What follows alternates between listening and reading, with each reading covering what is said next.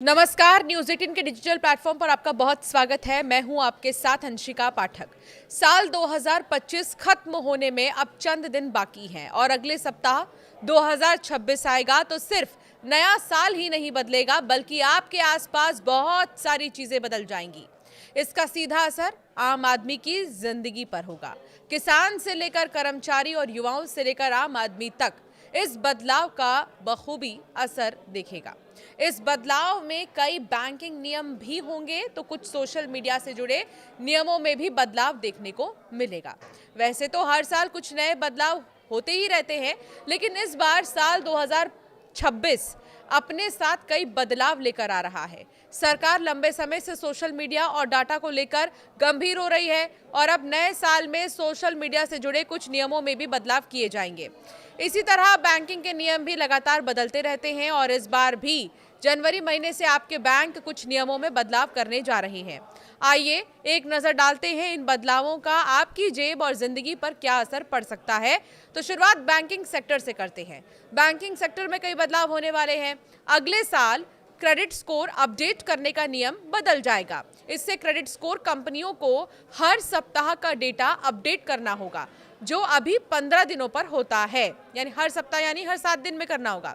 SBI, PNB, HDFC सहित तमाम बैंकों ने अपने लोन की ब्याज दरें घटाई हैं, जिसका असर नए साल में दिखेगा।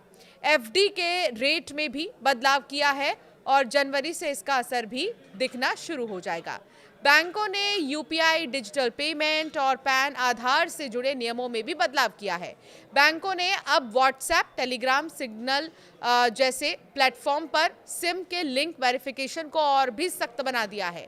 सरकारी सेवाओं का लाभ उठाने और बैंकिंग के लिए अब आधार और पैन लिंक होना बहुत ज़रूरी होगा, वरना नए साल से सर्विस नहीं मिलेगी।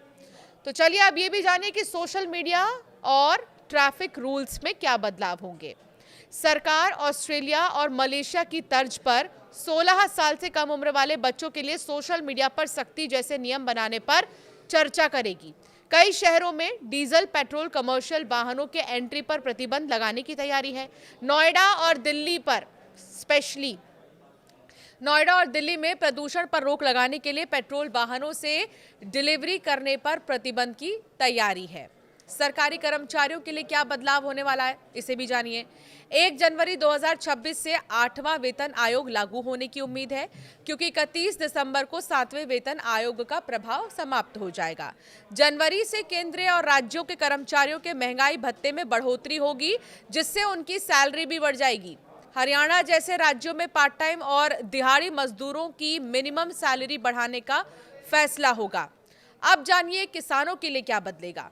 यूपी समेत देश के कई राज्यों में किसानों की आईडी बनाई जा रही है, जो पीएम किसान योजना के तहत किश्त लेने के लिए जरूरी होंगे। इसके बिना खाते में पैसे नहीं आएंगे। पीएम किसान फसल बीमा योजना के तहत अब जंगली जानवरों के फसल खराब करने पर भी किसानों को बीमा की राशि दी जाएगी। इसके लिए नुकसान के 72 घंटे के भीतर रिपोर्ट करना जरूरी है। आम आदमी के लिए क्या बदलेगा, ये भी जानिए। जनवरी से इनकम टैक्स रिटर्न भरने का नया फॉर्म जारी किया जा सकता है, जिसमें पहले से ही आपकी बैंकिंग और खर्चों की डिटेल्स भरी होंगी। 1 जनवरी से एलपीजी यानी कि रसोई गैस और कमर्शियल गैस सिलेंडर की नई कीमतें लागू हो जाएंगी।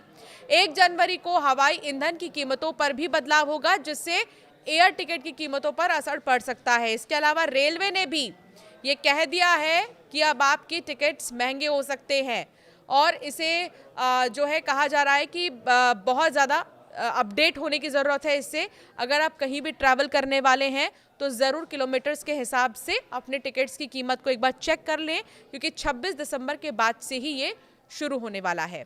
तो आपकी राय क्या है इन बदलावों पर, आप कैसे देखते हैं इसे, ज़रूर हमें कमेंट कर बताएं।